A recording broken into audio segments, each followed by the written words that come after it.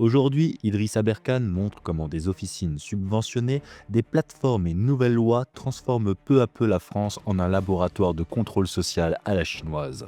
Censure invisible, vues effacées, revenus coupés, tout cela n'a pourtant pas réussi à faire taire les médias alternatifs. Alors jusqu'où iront-ils pour faire douter de notre propre perception et comment des millions d'internautes apprennent déjà à contourner le système?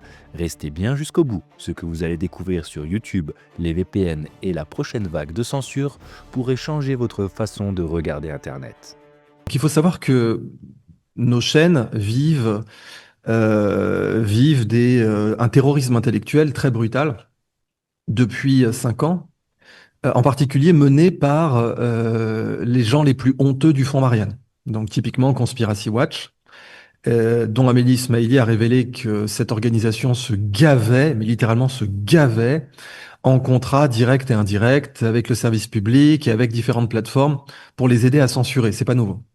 Conspiracy Watch a des liens avec TikTok France, avec YouTube France, etc. Ils font des fiches, ils adorent ça, hein, c'est dans leur nature, ils aiment bien faire des fiches. Et ces ficheurs professionnels et terroristes intellectuels, eh bien, ont déjà réduit nos audiences autant qu'ils le pouvaient. Et ils n'y sont pas parvenus. C'est-à-dire que nos audiences continuent de monter. Toxin, sous ce pire terrorisme intellectuel, Toxin a vu ses abonnements augmenter. Et ma chaîne a vu ses abonnements augmenter. Et ma chaîne a vu ses abonnements augmenter sous un harcèlement aussi, hein, avec des officines, avec des chaînes qui procédaient à du dénigrement, à de la haine parfois, hein.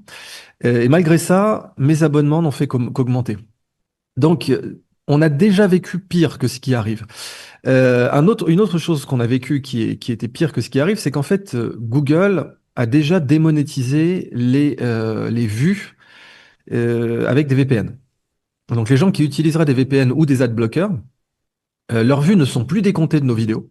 Donc on les voit pas, tout simplement. Alors Thinkerview a découvert ça. Alors ça m'étonne un peu d'eux parce qu'ils se prétendent souvent proches des milieux hackers, etc. Bon, ils ont découvert que en effet les vues baissaient parce que leur audience est une audience de gens qui utilisent AdBlock et des VPN. Et donc Google, il y a plus d'un an, a décidé de ne même pas décompter les vues. Donc, c'est-à-dire que nos vues sont à peu près baissées de 30 à 50% selon les vidéos. Parce que, en effet, d'abord, l'audience qu'on représente utilise des VPN et des adblocks au point que certains font même de la publicité sur des chaînes. Moi, je fais pas de publicité sur ma chaîne, mais je ferai jamais de contenu sponsorisé sur ma chaîne. Mais bon, vous avez des gens qui vont parler de GhostVPN ou de NordVPN. Tant mieux, hein, je recommande plus NordVPN que GhostVPN d'ailleurs, même si je suis pas payé par eux. Mais du coup, si vous utilisez ça, les audiences baissent. Or, nos audiences utilisent souvent ça. Donc, nos audiences ont déjà baissé sur le papier, en termes de revenus et en termes de chiffres visibles. Google invisibilise tous les gens qui utilisent AdBlock, par exemple Brave, par exemple Firefox avec AdBlock, et tous les gens qui utilisent des VPN. Donc ça, c'est déjà le cas et on est toujours là. Et on fait toujours des audiences qui sont exponentiellement supérieures à celles que peut faire Macron, par exemple, dont le compte X est bourré de faux comptes, hein. Ça saute aux yeux dès qu'on fait le moindre audit. On fait déjà de plus grosses audiences que ces gens-là. Maintenant, il y a loin de la coupe aux lèvres concernant cette loi, hein. Elle est adoptée, mais déjà les États-Unis sont complètement outrés. Déjà les États-Unis proposent des options pour la circonvenir.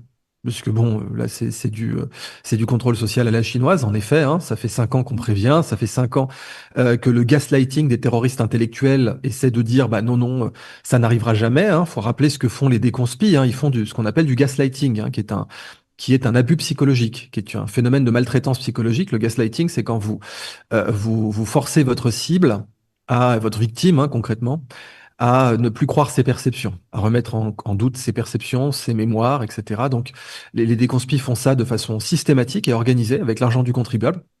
Ils pratiquent le gaslighting en forçant les gens à douter de leur propre mémoire, de leur propre perception, de leur propre logique, de leur propre capacité intellectuelle, et de façon extrêmement brutale. C'est une forme de violence, hein. Il faut pas le dire autrement. Eh bien, ça fait donc 5 ans qu'on explique, nous, face au gaslighting des déconspis, que le contrôle social à la chinoise arrive en France. Et en effet, c'est du contrôle social à la chinoise. Parce que dire, vous allez devoir mettre une carte d'identité, donc on va pouvoir suivre vos opinions politiques et ce que vous regardez, c'est du contrôle social à la chinoise. Les Américains ne mangent pas de ce pain-là. Ils ont déjà mis en place des systèmes de contournement qui auront encore plus de puissance d'ici l'entrée en vigueur de cette loi. Et je pense vraiment qu'elle ne va pas du tout atteindre les objectifs qu'elle prétend atteindre. Mais je pense que nous sommes beaucoup plus forts qu'on ne le pense. Certes, vous avez fait le sondage que vous avez fait, mais la réalité des méthodes de contournement de cette loi est extrêmement différente, hein. Il suffit tout simplement d'avoir un VPN, ce que l'immense majorité des gens qui nous suivent ont, et de l'établir sur un autre pays. Et le problème est complètement réglé. Il y a encore d'autres façons de contourner tout cela. Donc voilà, c'est honteux, hein, je n'ai pas dit que c'était pas honteux, cette loi, que c'était pas une abomination, hein, quand on regarde l'histoire même de France. Mais je pense qu'elle a beaucoup moins de chances de mordre qu'on ne le pense. Oui, donc finalement, vous êtes quand même très optimiste sur la suite des événements à venir, sur cette censure en fait qui pourrait être pas réellement effective. Et pour vous, elle ne signe pas du tout la fin des médias alternatifs. Pas du tout, au contraire, hein, ça va ne faire que nous renforcer. Mais écoutez, on va peut-être se quitter sur cette touche d'optimisme, si ça vous va. Merci beaucoup, Idriss Très très bien. Aberkane. Merci à vous. Bonjour.